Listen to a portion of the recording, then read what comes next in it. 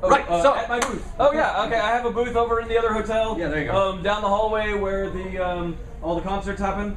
I have guns, and leather things, and Venetian masks, and my books. Which again, oh yeah. You're all the way in the back. Yeah, I'm all the way in the back. Yeah. Absolutely in the back. Very last. Okay. Full stop.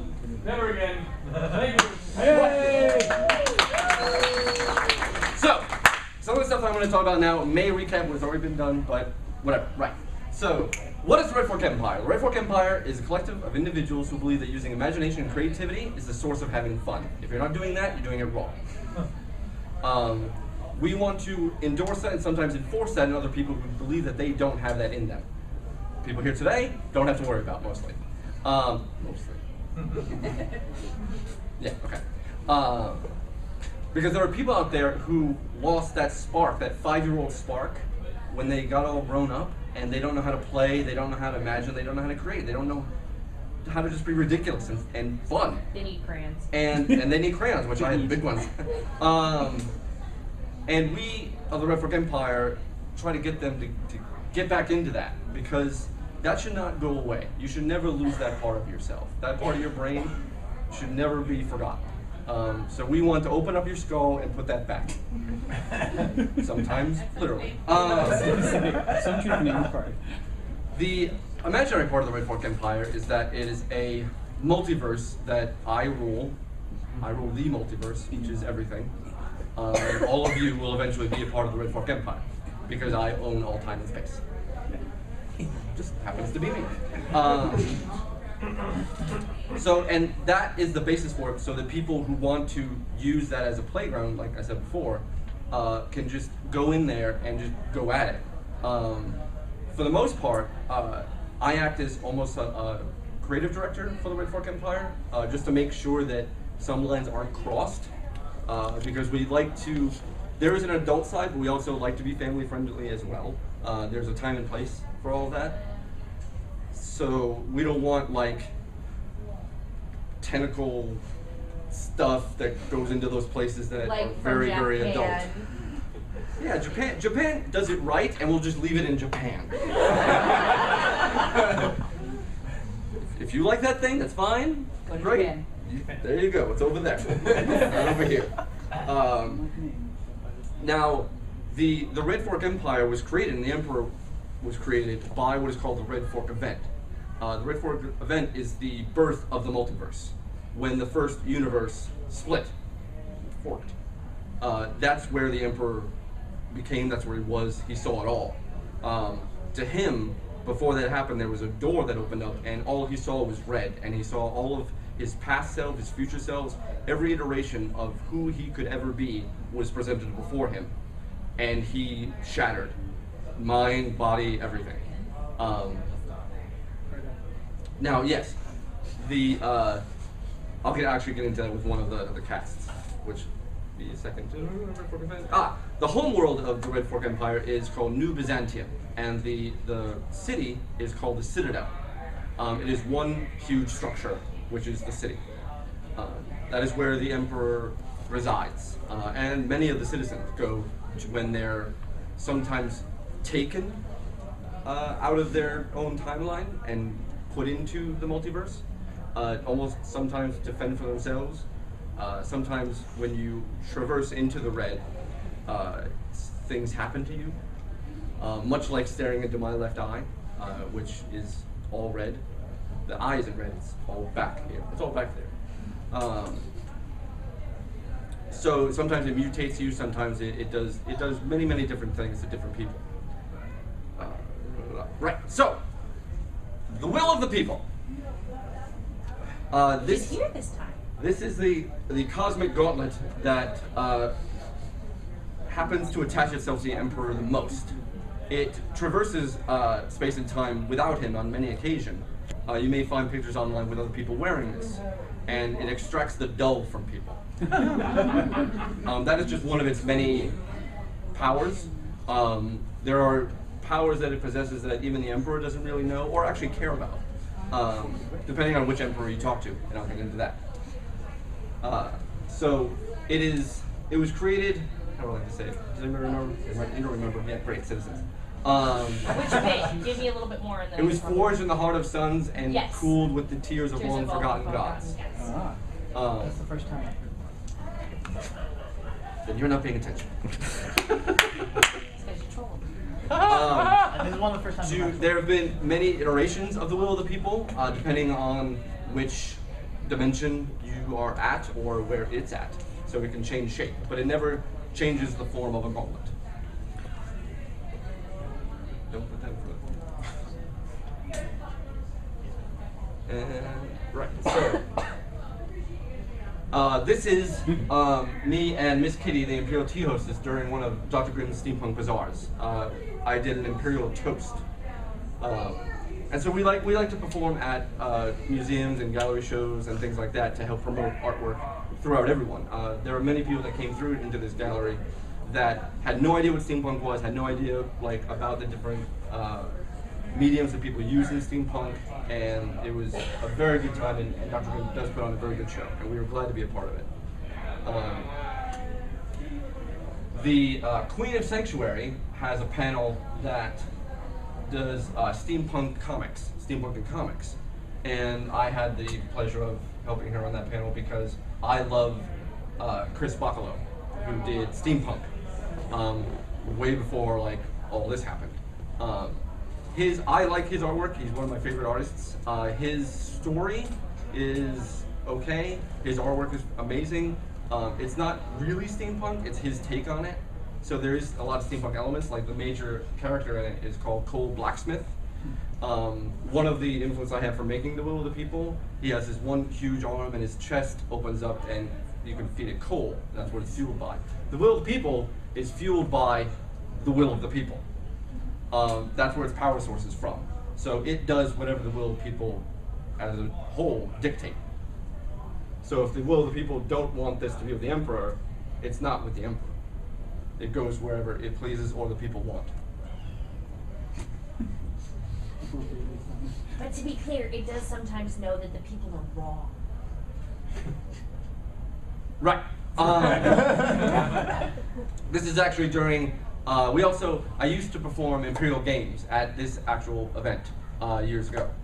I stopped doing that because, Accosted. well, no, people were accosted, but that was the fun part. The bad part was what the Imperial Games consisted of these eggs, eggs like this, and we wore them. Certain citizens wore these on ourselves, and the whole game is that you were hired to steal this egg off of another person that had the egg, and then give it back, and then you get a ticket, and there was a raffle, and you won wonderful prizes.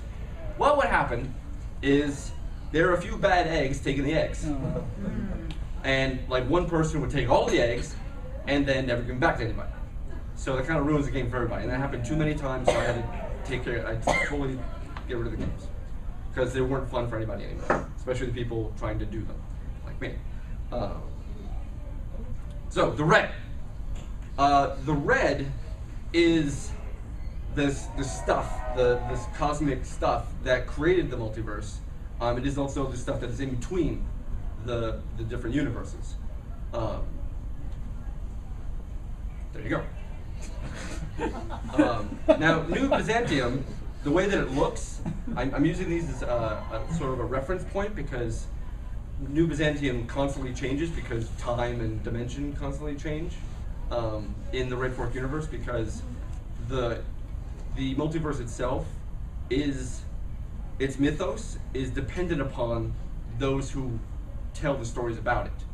So the citizens that write stories or make things about the Red Fork Empire, that goes into the whole mythos of the Red Fork Empire. So one person can write the New Byzantium being one way and another person can write New Byzantium being another way. And they're perfectly fine. It's an open source, sort of. But what I like to call New Byzantium is a cross between Secret Wars Battle World, Cybertron, and Darkseid's Apocalypse.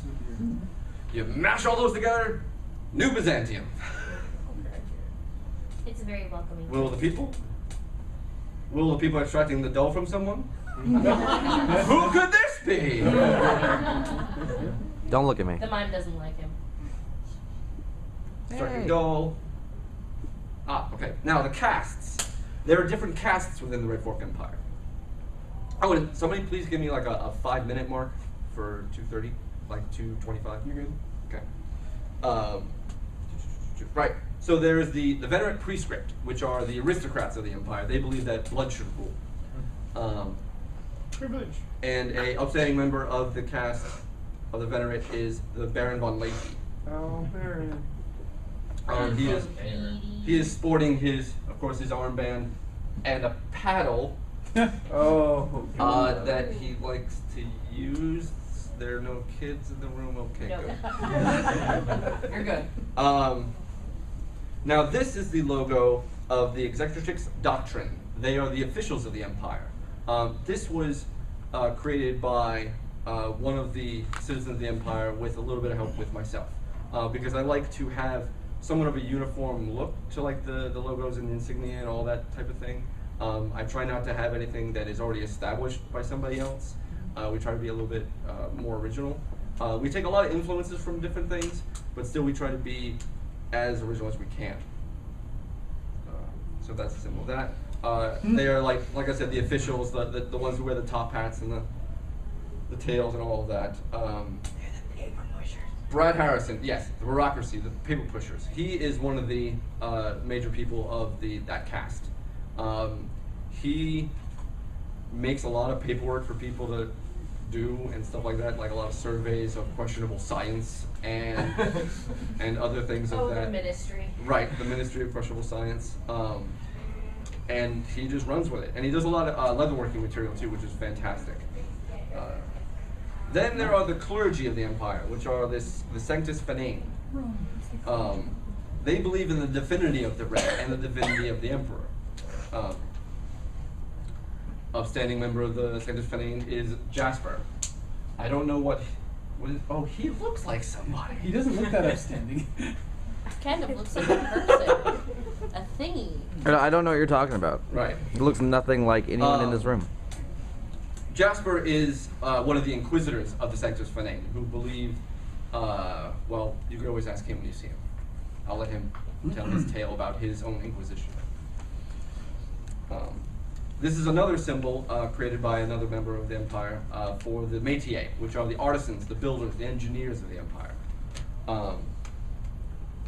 And an outstanding member of that is not that. But this person, Michael St. Eyre, with him and his lovely family, made this float, this steampunk epic Red Fork float. And that's his, With a puppet. his little puppet. It's also a cooler.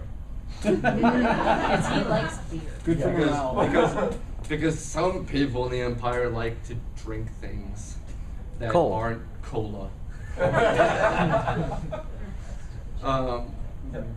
Then there is the military of the empire, the armed forces, which they are called the Legio. He is. Stand. Salute.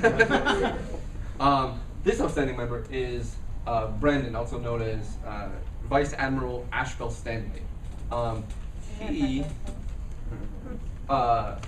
His darling girlfriend helped him with his costume. The thing on the top of his hat are 3 gears, which is one of the ranks of the Red Fork Empire that was created by another member. And then these guys. Hi. The brigands. Oh.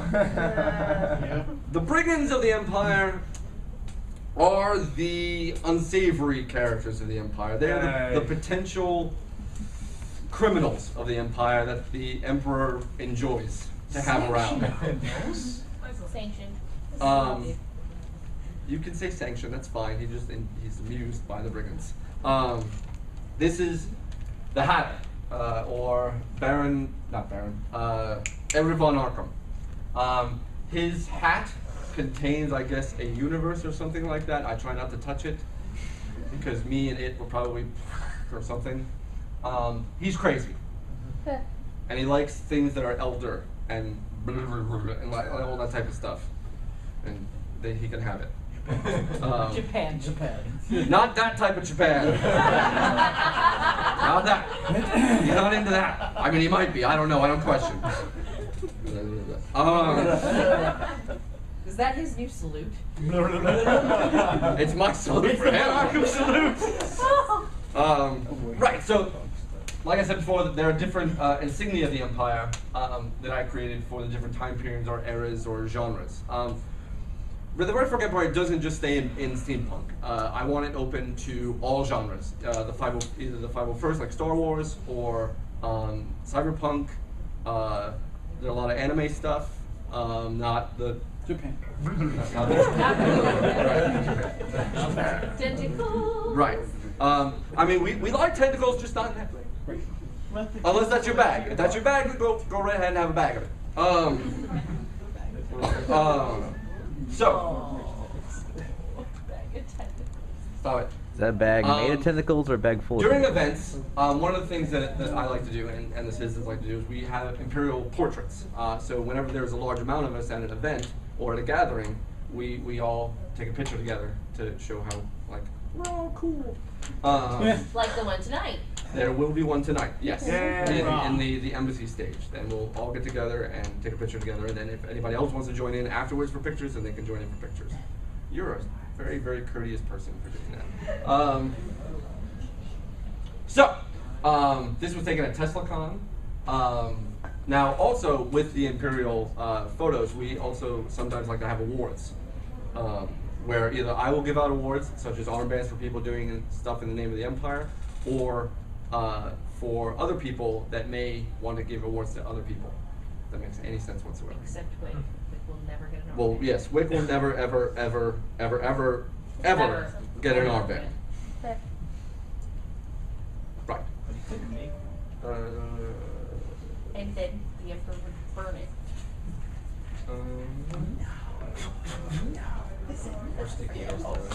Right, so, how do you become a member of the Red Fork Empire? I will tell you. You didn't even have to ask. You message me. He's already a part of this. There was like a crawling tablecloth that just I mean, I didn't want to insult the dress, but still, it looked now like that he's it was gone. like a little creeping. It was weird. Anyway, I send you then an application, which is basically the first step of using your imagination. So you fill that out. It asks things like your name, your aliases, your enemies, your groups, what powers you may have, what abilities you might have, what paraphernalia you carry upon yourself, and also what website you would like the Red Fork Empire to promote if you have one, or some type of thing that you do. Because that is one of the major things of the Red Fork Empire, is that we want to help you with whatever creative endeavor you're about, whether it be just as a hobby or professionally. We want to help you with that. And this is one of the citizen portraits. So things that are done in the name of the Empire. Angie from Festoon Butterfly made this fantastic corset in the name of the Red Fork Empire for somebody. Somebody else created an entire persona as my sidekick. Wonder who that could be. I don't know. Him. So she is That girl has blonde the hair. penguin Is it so sidekick. familiar, though? Other people have made flags, jack-o'-lanterns, and portraits as me as a My Little Pony. That's in Brony universe. This is actually one of 3 portraits that I have found as me as a My Little Pony. Because you're a Brony. I don't watch My Little Pony. I am not a brony. You are now. I do like the animation company that does the new series, because they did like Powerpuff Girls and Foster's Imaginary Friends. Oh my god, really? Yeah. I'm almost positive, yes. Wow. So yeah, so attributed to that type of thing, I'm all about. This lovely individual, the Cardinal of Etheric Energies, made a apocalyptic Templar with a big wooden shield and a little apocalyptic symbol on his sign that he made, and he's a very scary man. It's true. Another flag, a battle flag. Somebody made a king. With The forks. Now this was a mission given to a citizen who asked for one. Sometimes I'll just give out missions. Other times people will say, "Oh, Emperor, give me a mission." So I would do that. I told her that she needed to create insignia of the Red Fork Empire, multiple insignia, where she was, because she was at a Victorian resort, but she could present it in a way where she could not hold it. So she got a piece of cloth, like a couple pieces of cloth, and made a red fork on the stone there. She did other things like that throughout the resort, thank you. Some of them were made of stone. She took like one of the resort maps and put the Red Fork Empire symbol on it. Not in like a graffiti type of sense, but just to present it to photos and things like that. So she fulfilled her mission. Again, after. the epic float. That was your 5-minute mark. Shit. Okay, lightning round. That's a thing. That's another thing. This is a hat made by Ashbel Stanley, hand embroidered. Oh wow. Oh, Yes. In the name of the Empire. Jeez. This is done by a collaborative project. Yeah. It was made. It was made by Katie. Made by Katie. Katie, raise your hand. And wave. And toted around by Jasper. For citizens to write whatever they want. Right. It is basically the journal of the Inquisition. A fabric portrait. Some people do portraits of other citizens, which is also in the name of the Empire. Some people do portraits of me. Some people do propaganda. You really just like someone with him. I do like the ones of me. Just saying. You wouldn't let a Toaster, explain! This is done by Shannon in the back just there. And like I said, people like to give out awards during Imperial stuff. Now, there are many of us. Hardcore. Do you want me to? No, I don't. There are 20 plus Red Fork members who have ink. Wow. Jeez. Now, each of them are Hey, that's individual mine. to themselves, because it's a creative, collaborative collective, and you take your own spin on the Red Fork That's gotta symbol. be Burning Man. Mm. Yeah. No, this is Wasteland Weekend. Okay. When is that? It is in September. Yeah, because I know there's no way. Now, during Wasteland Weekend, the members of the Red Fork Empire were very, very gracious enough to put me upon a industrial spool and then a throne during the some of the games that happened. This is HMS Hysteria, Imperial Mountain Annex. The Dull is the greatest enemy of the Empire. We do everything we can to eradicate the Dull. Is somebody here for their next panel? Okay. Then I will. Am I done? Am I time? You're fine. My Just- clock says fine. I have 2 minutes. Okay, here we go. The major enemy of the Red Fork Empire is the Dull. Another enemy of the Red Fork Empire is Steampunk Emma Goldman. I'll tell you why later. And this dead girl, because she likes dead things and wants to have dead things and plow me with dead things and blah. All right. And that guy. This guy, No one likes. Dr. Grimm, is a personal enemy of mine, not really an enemy of the Empire. What about the pony? Yes. That's your girlfriend. I like Evil the thing. Steam Driven is a movie that people of the Empire made for coolness. And that is Miss Kitty exhausted from making Steam Driven. She's tired. The sequel to Steam Driven will be Prediction. And right now, one of the projects that we're working on is a embassy to steampunk in Providence, Rhode Island. It will be happening in August of this year. The major event will be the 24th and 25th. Try to get a slow clap going there. I would appreciate that. Thank you all for coming. Yay!